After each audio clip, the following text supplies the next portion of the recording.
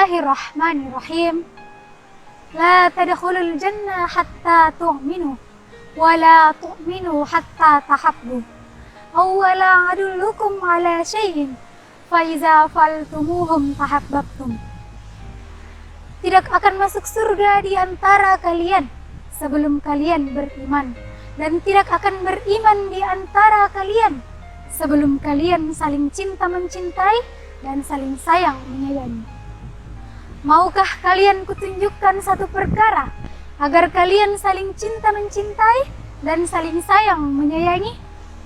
Yakni afsus salam bainakum, tebarkan salam di antara kalian.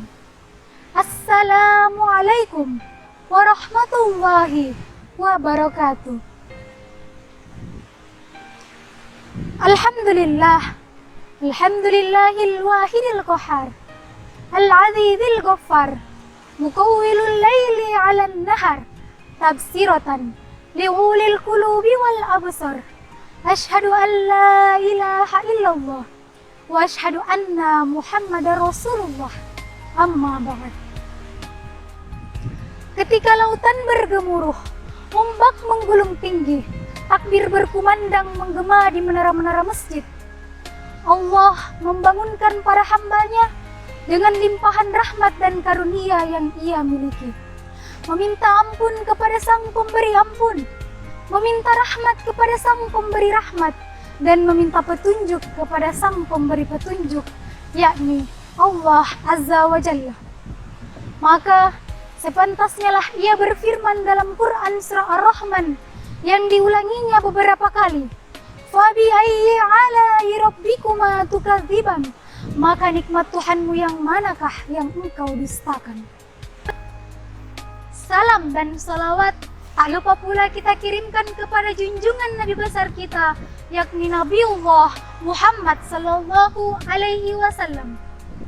Huwa Rasulullah ilan nasi kafatan wa akhirul anbiya wa imamur rasul.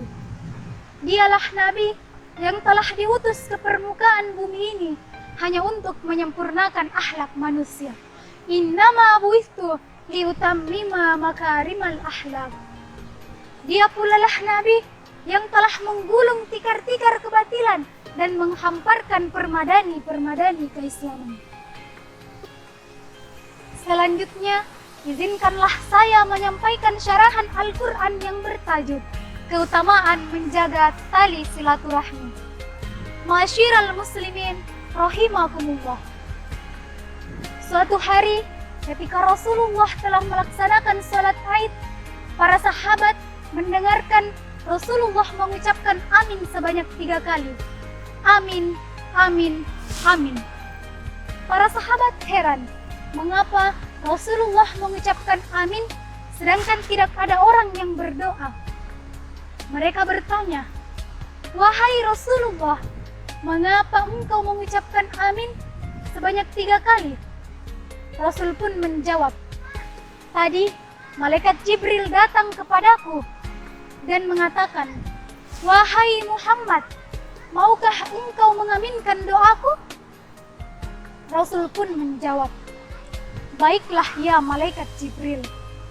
Lalu malaikat Jibril berdoa dan Rasul pun mengaminkannya. Nah, apa isi doa tersebut? Ada 3 doa malaikat Jibril yang diaminkan oleh Rasulullah Sallallahu Alaihi Wasallam. Yang pertama, jangan kau terima puasa dan ibadahnya seorang anak yang durhaka kepada kedua orang tuanya. Yang kedua, jangan kau terima puasa dan ibadahnya seorang istri yang durhaka kepada suaminya. Dan yang ketiga, jangan kau terima puasa dan ibadahnya seorang muslim yang tidak mau memaafkan sesama muslim. Ayyuhal ikhwatul izzah wal ahbabul kiram rahimakumullah. Perlu kita ketahui bahwa setiap di antara kita belum tentu adalah seorang orang tua. Tapi yang pasti setiap di antara kita adalah seorang anak. Dalam doa malaikat Jibril yang diaminkan oleh Rasulullah Sallallahu Alaihi Wasallam mengatakan, jangan kau terima puasa dan ibadahnya seorang anak yang durhaka kepada kedua orang tuanya. Seorang bapak yang rela pergi pagi pulang malam, banting tulang, keringat bercucuran, kepanasan, kedinginan, mencari nafkah hanya untuk membesarkan anak-anaknya. Seorang ibu yang telah melahirkan anaknya telah diperhadapkan oleh dua pilihan antara hidup dan mati, sakit dan pedih, bagaikan kulit yang tertusuk oleh dagingnya sendiri. Sebagaimana sebuah pepatah yang mengatakan kacang akan lupa kulitnya. Nauzubillah, summa nauzubillahi min zalik. Kemudian doa yang kedua, yaitu jangan kau terima ibadah dan puasanya seorang muslim yang tidak mau memaafkan saudaranya muslim.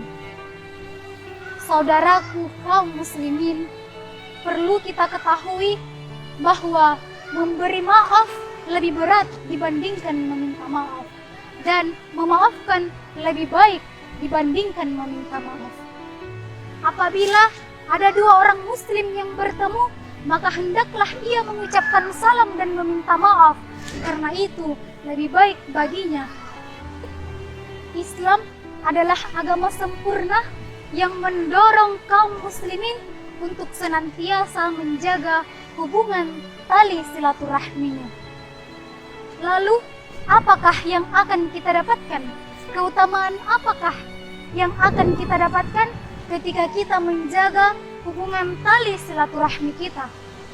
Maka di antara alasan-alasan mengapa kita harus menjaga hubungan tali silaturahmi kita adalah karena akan semakin dekat keimanan kita dengan kesempurnaan. Ma'asyiral muslimin rahimakumullah.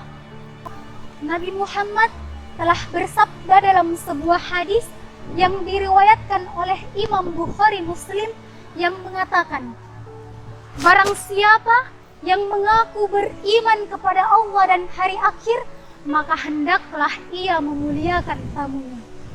Dan barang siapa yang mengaku beriman kepada Allah dan hari akhir, maka hendaklah ia menyambung tali silaturahminya. Dan barang siapa yang mengaku yakin kepada Allah dan hari akhir, maka hendaklah ia berkata yang baik atau lebih baik diam. Hadis riwayat Bukhari Muslim.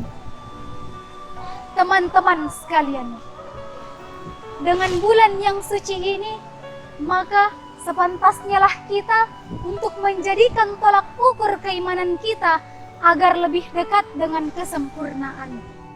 Orang sufi mengatakan, la sagoir bil istimrar, wala khobair bil istighfar. Tidak ada dosa kecil bila dilakukan terus-menerus, dan tidak ada dosa besar jika dilakukan dengan istighfar dan memohon ampun kepada Allah Subhanahu wa Ta'ala. Mungkin cukup sekian apa yang sempat saya sampaikan.